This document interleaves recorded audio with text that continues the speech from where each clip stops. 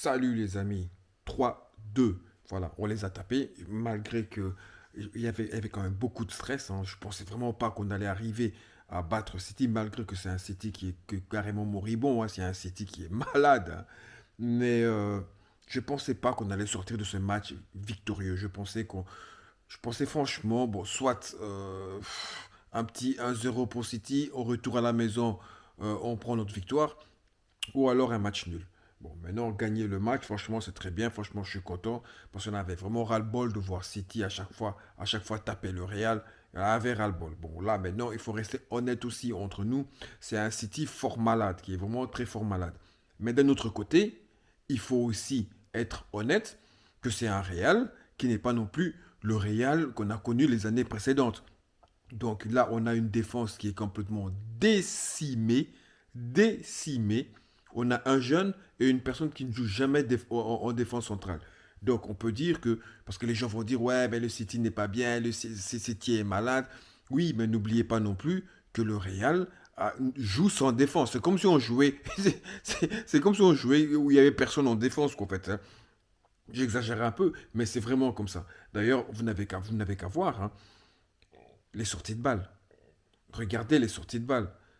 Le Real a du mal, a vraiment du mal de sortir la balle de son camp, de son milieu de terrain, pour arriver vers le milieu de terrain ou aller vers le camp adverse. Il avait beaucoup de mal à sortir la balle du milieu de terrain. Chose incroyable, chose qu'on n'a jamais vu ça au Real. Pourquoi? Mais parce que tout simplement, il y a pas la défense qu'il faut. Il y a pas les joueurs qu'on a, nous, d'habitude, qu'ils arrivent très bien à sortir la balle, à se mettre entre deux joueurs, pour avoir la balle entre deux joueurs, qui arrivent à prendre la balle quand il n'y a personne, à faire des foulées, à mener la balle jusqu'en attaque. Ces jours-là, comme les Rudiger qui arrivent à relancer très bien, Alaba qui arrive à faire de relance, qui arrive à sortir balle au pied, Ramos qui était extraordinaire. On n'a plus aujourd'hui ces joueurs-là. Et on a des joueurs qui sont malades. Donc, franchement, arriver à battre City, même ce City-là, ça reste comme City, ça reste quand même dangereux. Sans la défense centrale, notre défense à nous, moi je trouve que c'est quand même un exploit. C'est comme un exploit. Donc, première mi-temps, le Real il a poussé. Les 20 premières minutes, le Real a poussé. Le Real avait la possession. Le Real dominait en tout cas City. City, ils ont été pris à la gorge. Ils ont été très surpris. Mais après, on a bien vu que City a repris le contrôle. Mais pourquoi City a repris le contrôle? Parce qu'il n'y avait pas d'intensité du côté du Real. En premier mi-temps, il n'y avait pas d'intensité du tout. Quand City a repris le contrôle, on voit bien que le pressing du Real était inexistant. Ça, c'est pas un pressing. Franchement, c'est pas du tout un pressing. Et c'est City-là, si vous regardez les matchs en Angleterre, vous voyez bien que même les équipes de Championship, même les équipes qui sont classées le dernier des championnats, quand ils jouent City, ils leur mettent la pression. Ils les pressent maintenant. Ils les pressent tellement qu'ils font des erreurs. Et c'est pour cela que City perd des matchs. City perd des matchs, perd énormément de matchs. Et quand il perd des matchs, il ne perd pas de 1-0. Il perd de 3, 4, 5-0. Parce que les joueurs adverses aujourd'hui, ils ont compris, ils leur mettent la pression. Ils pressent leurs défenseurs. Et ils n'arrivent plus à sortir la balle. Parce qu'il y a quelque chose en City, chez City qui est cassé, qui ne roule plus comme on connaît City. Je sais pas s'ils sont trop vieux ou quoi que ce soit, bon, je m'en fous un peu de ce qui se passe là-bas. Mais il y a quelque chose qui est cassé. Le rouleau compresseur City ne compresse plus rien. Et ce que je trouvais dommage, c'est que nous, de notre côté, on ne les mettait pas la pression, on ne les pressait pas. Le pressing qu'on faisait, c'est pas un pressing, excusez-moi, c'est pas du tout un pressing. On pressait le joueur quand le joueur avait déjà reçu la balle. C'est pas un pressing, ça. Un pressing, on va presser le joueur avant qu'il reçoive la balle. Pour qu'il panique et pour qu'il fasse quelque chose, qu'il fasse une erreur, qu'il rend la balle. Je sais pas. Mais un pressing, c'est comme ça normalement. Nous, on ne pressait pas. Nous, regardez bien, que ce soit défensivement, que ce soit les milieux, que ce soit l'attaquant, ils sont trop loin du possesseur de balle. Quand un joueur de City a la balle, le joueur du Real, il est trop loin de lui. Ils sont trop loin, alors qu'ils doivent être en contact. Ils doivent tout près pour les empêcher de contrôler la balle. Et là, donc c'est pas moi qui le dis, hein, même les commentateurs le disaient, les joueurs, ils sont trop loin du ballon. Ils sont trop loin du joueur adverse qui a le ballon. Parce que le pressing madrilène est inexistant. Inexistant. Il y a un moment donné, aujourd'hui maintenant, parce que le Real a gagné, donc on va voir le match différemment. Par contre, si on avait perdu, moi je suis certain qu'on aurait eu les mêmes critiques que si on a gagné. Parce que n'oubliez pas non plus, hein, si on a gagné aujourd'hui, c'est des erreurs individuelles, hein. C'est des erreurs individuelles défensives de City qui nous ont permis de gagner. Parce que dans le contenu du match, je suis madrilène, je suis très content qu'on ait gagné. Mais si on reste lucide, parce qu'il faut qu'on reste lucide pour que, pour que l'équipe s'améliore pour demain. Il faut qu'on reste lucide. Parce qu'on voit très bien que dans le jeu, dans le contenu, on n'y est pas. La transition entre le milieu de terrain et les attaquants n'existe pas. La défense avait du mal à sortir la balle. Regardez la première mi-temps, regardez le match encore une fois, vous allez voir, ils ont tourné la balle entre Chouameni, Asensio, Courtois, Valverde. Ça a duré au moins 2 3 minutes. Ils se passaient la balle entre eux parce qu'ils n'arrivaient pas à avancer, ils n'arrivaient pas à casser des lignes. Et c'est ça que moi je trouve qui manque au Real. Et l'autre problématique avec notre équipe, c'est que s'il n'y a pas une action individuelle, il n'y a pas de danger. Il n'y a pas de danger. Et vous n'allez pas me dire le contraire. On regarde, il n'y a pas eu un but collectif. Il n'y a pas eu un but collectif. C'est action individuelle. Il y a un joueur qui fait quelque chose et nous on marque. Ou alors la défense, là, à l'occurrence, là, aujourd'hui, la défense de City, qui fait des erreurs et on reprend. Et comme on a des tueurs devant, on arrive à marquer. Il y a une chose aussi, je ne comprends pas. Carlo Ancelotti, 83e minute, 83e minute. Guardiola a fait 5 changements.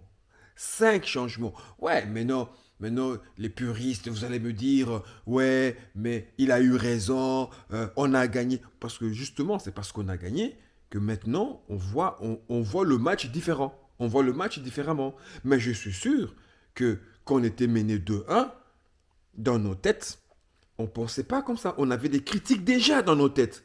Et le fait qu'on a gagné, les critiques ont changé, c'est devenu positif. Non, c'est faux. 83e minute, 2 changements. À la 83e minute, là où l'autre avait déjà fait 5. Bon, 2 parce qu'il était obligé, mais il en a quand même fait 5.